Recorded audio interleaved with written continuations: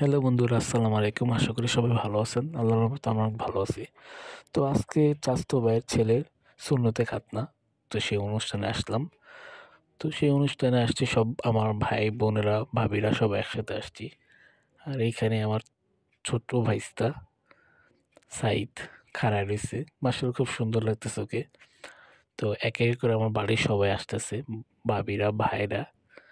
তো এই তো বড় ভাইয়ের কোলে আমার ছেলে আয়নে। আর এই তো আম্মু আসছে। আম্মু খুব কষ্ট পাইছে যেহেতু সবাই আছে আমরা এখানে, আমার বাবা নেই। বাবার জন্য আম্মু কান্না করে দিছে। এই অনুষ্ঠানে আজকে আমার বাবা থাকার কথা ছিল, তো আল্লাহ তাআলা তাকে রাখেনি। এটার জন্য মানে আম্মু কেঁদে দিছে যে সবাই আছে কিন্তু আব্বু নেই। খুব কষ্ট পাইছে মায়। তো এই তো বড় আপু আসছে, বড় বোন জামাই আসছে। আর এই তো এখানে সবাই মানে খেতে বসে পড়ছে, কিছুক্ষণ পর খাবার দিবে। আর এই তো দুই ভাবির মাঝখানে আমার বড় বোন জামাই বসতেছে। তো এটা নিয়ে সবাই একটু দুষ্টুমি করতেছি, আমিও দুষ্টুমি করতেছি। তো মানে বলতেছি কে বেশি খেতে পারে, দুই ভাবির মাঝখানে বোন জামাইকে বসাই দিলাম। তো সেটা নিয়ে সবাই মানে দুষ্টুমি করতেছে এখানে। তো ভাবি তো হাসতেছে, হাসতে পারতেছে না, গাল ফুলাইয়া রাখছে। তো এগুলো নিয়ে কতক্ষণ দুষ্টুমি হলো।